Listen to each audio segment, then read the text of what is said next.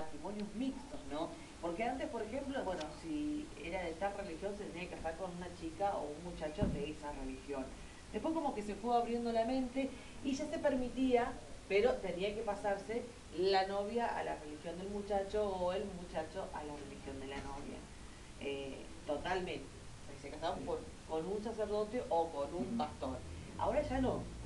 Eh, sí, lo que ocurría antes estaba muy fuerte el sentido de dependencia, digamos, de uno en cuanto a su denominación o a su iglesia. Entonces, estaba muy fuerte, por ejemplo, que la familia de tradición católica eh, no, no era muy bien vista si se relacionaba en profundidad con una familia de tradición protestante o evangélica. Y eso tiene que ver también con, bueno, con la historia de cómo se ha dado el movimiento de la reforma protestante en el mundo. Hubo muchos conflictos de por medio, incluso hubo guerras entre Sí. católicos y evangélicos o protestantes, digamos, muy serias.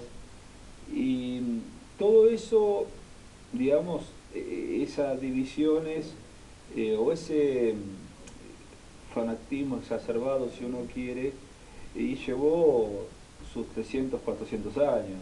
Mucho tiempo. Mucho tiempo. Recién a partir, fue el Concilio Vaticano II, a partir de 1962, 1963, el que dio cierta apertura de parte de la Iglesia Católica Romana al mundo evangélico, ¿sí? Especialmente en su relación ecuménica con el Consejo Mundial de Iglesias.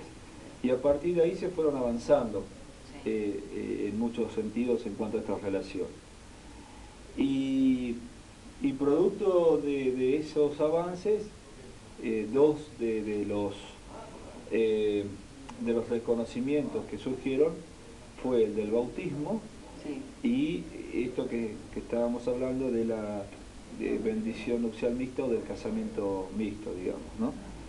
Eh, Hay que tener en cuenta que, eh, como te decía anteriormente, eh, uno siempre está dispuesto, más allá del disenso y la diferencia, a buscar que haya comunión, ¿no? Entonces, para que haya comunión, eh, tenemos que andar, o la relación tiene que ser fundamental en aquello que nos une, Claro. más que en aquello que nos separa. Porque, para ser claros, eh, hay muchas eh, cuestiones que, por ejemplo, eh, si nosotros somos muy puntillosos, hoy por hoy no puede separar de la Iglesia Católica Romana. El tema de la Iglesia como medio de la salvación, o el tema de la inferioridad del Papa, o el tema también de la veneración y del culto a María, o de la veneración y del culto a los santos. Esas cuestiones son las que nos separan, ¿no? La confesión también, Eh, ¿no? la, bueno, los sacramentos más que la confesión, Sí. es decir, nos une quizás el sacramento del bautismo y el otro sacramento que tenemos nosotros como iglesias evangélicas, que es el de la Santa Cena. Hay muchos avances, especialmente en Alemania, entre la Iglesia Católica Romana y las iglesias protestantes. Hay muchos avances en el sentido de que también puede haber cierta comunión en cuanto a la Santa Cena. Eh, pero, por ejemplo, la Iglesia Católica Romana tiene otros sacramentos, en este caso la confesión, ¿no? La confesión auricular, aunque hay, por ejemplo, la Iglesia Luterana en Suecia también lo tiene como sacramento. Es Ah, decir, también. la Iglesia Luterana en Suecia tiene sacramento de bautismo, el sacramento de la Santa Cena, o el sacramento del altar, como se llama, Sí. y el de la confesión auricular. Para nosotros, digamos, como iglesia, la confesión no es un sacramento, ¿sí? Pero tenemos, sí, tenemos nuestra confesión, e incluso litúrgicamente, cuando hay culto con Santa Cena, la confesión es un momento litúrgico muy fuerte, ¿no? Debe serlo, que es cuando uno, bueno, vuelca su carga, su pecado, su falta a los pies de la cruz para poder gozarse de ese perdón que viene de esa cruz y reconciliarse con Dios y con el hermano, y una vez reconciliados poder participar de la Santa Cena. Pero es una confesión comunitaria, ¿no? El momento de confesión es una confesión comunitaria, más que... Claro, no es como nosotros que somos un confesionario y cada Sí, uno en particular. no, si bien se puede llegar a dar también, sí, ¿no? sí, La charla. de hecho, digamos, cualquier ministro de nuestra iglesia, como pastor o pastora de nuestra iglesia, en sus charlas pastorales, en sus acompañamientos pastorales, tiene ese tiempo de confesión. En relación a este tiempo de confesión, por ejemplo, existe para nosotros algo que es muy importante, que por ahí muchas veces a la gente le resulta un poco difícil entenderlo, que es el secreto de confesión. Es decir, si hay algún hermano o alguna hermana con alguna necesidad espiritual muy profunda, que viene a tener una charla con nosotros y nos pide tener reservas sobre el tema, ese tema que trajo a colación, digamos, en la charla, nosotros tenemos que, bueno, digamos, reservarnos el derecho de no ventilarlo, digamos. Totalmente. ¿No? Eso es algo que está presente. Es algo que está presente, digamos, en nosotros como ministros de la iglesia, sí. Porque muchas veces, bueno, hay cuestiones con las cuales uno carga que por ahí es muy difícil. Tiene que haber cierta confianza en el pastor o en la pastora para que para poder contarlo. Entonces, pero eso es otro detalle que también que mencionaba recién, pastor. Pastoras, no hay sacerdotes mujeres en la iglesia católica. Bueno, esa es otra diferencia. Y bueno, aparte del matrimonio otra diferencia, sí. Nosotros los desde pastores el año... se pueden casar, tener familia. Fuera de cámara te puedo comentar cuáles son las ventajas y desventajas de que el pastor se pueda casar y tener su familia, pero bueno, ese es otro tema para eso otro fuera momento. De cámara. Después lo hablamos. Después lo hablamos. Sí, bueno, el tema del ministerio pastoral femenino está presente en nuestra iglesia ya hace 25 años, ¿no? Y también, bueno, es muy fuerte. Hoy por hoy tenemos, seremos alrededor de 80 ministros entre pastores y diáconos, y habrá alrededor de la cuarta parte que son pastoras o diáconas, sí. Ya le van a ganar, ya llegan a los 50. ya vamos, sí, ya vamos. Sí, y bueno, eso es una diferencia, ¿no? que por ahí tenemos con la iglesia católica. Pero es interesante, por ejemplo, la diferencia que se plantea en Alemania en este estudio que se está haciendo, en este acercamiento que se están haciendo las iglesias protestantes y católicas romanas en cuanto a la posibilidad de comulgar juntos, la diferencia se plantea no en cuestiones rituales o doctrinarias, sino en lo que tiene que ver con lo que se llama la sucesión apostólica, ¿sí? Que de ahí surge, por ejemplo, toda la tradición del papado, sí, ¿no?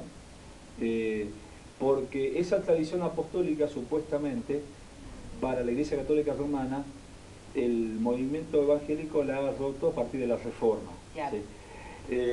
O sea, eso es el escollo que todavía... Y lo mismo para el ministerio pastoral femenino, ¿no es cierto? Sí.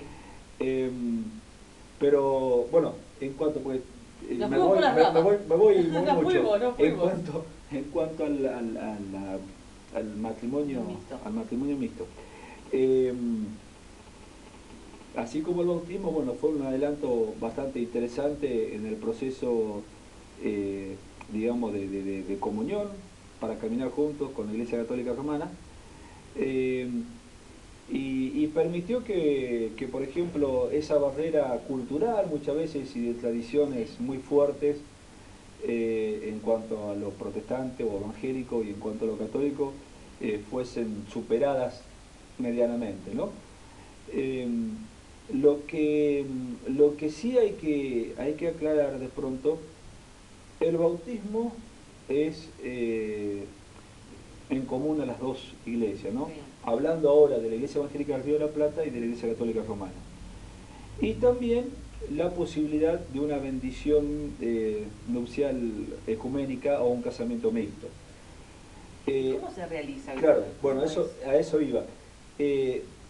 Lo que hay que entender es, por ejemplo, eh, si hay una pareja donde, bueno, uno de los dos es evangélico y el otro es católico, y desean un casamiento mixto, lo primero que obviamente hay que decidir es ¿En qué iglesia? en qué templo. Claro, lo hacemos en la parroquia San José, lo hacemos en la parroquia Rosario o lo hacemos en el templo de la Hierba. Eso es lo primero que hay que decidir. Si supongamos que la pareja decide casarse en nuestro templo porque el día de mañana ellos se van a congregar en nuestra iglesia, entonces eso es una bendición nupcial o un casamiento, ¿sí? Sí. Con casamiento ecuménico, Sí. con presencia católica. ¿Por qué? Porque está el sacerdote Claro. presente. Vendrá, bueno, de hecho yo he hecho muchos casamientos con el padre Juan o con el padre Tito. Últimamente estamos haciendo mucho con Ariel o con Cristian, digamos, de la parroquia Rosario. Cuando ellos vienen a nuestro templo, digamos, ese casamiento es con presencia católica, porque el casamiento en sí lo hace en este caso el pastor, Exacto. ¿sí? Cuando van El a- anfitrión. Exacto. Y cuando vamos a la aldea San José o vamos a la parroquia Rosario, es al revés, es casamiento católico con presencia protestante, ¿sí? Exacto. Y por lo general, bueno, ya te digo, yo he hecho muchos casamientos ecuménicos con Ariel, no he hecho ninguno porque es nuevito él. Claro, Pero recién llegó. con Cristian he hecho varios, con Tito he hecho varios, con Don Juan, el padre Frank, he hecho varios, con Rotar, que estaba antes de la aldea San José, hice muchísimos. Y bueno, y por lo general la ceremonia ecuménica, si se hace en nuestro templo, por ejemplo, nosotros tenemos una liturgia que es muy similar a la liturgia de casamiento que tiene la Iglesia Católica. Y, por ejemplo, en nuestra iglesia, casi siempre, si viene el padre Cristian o si viene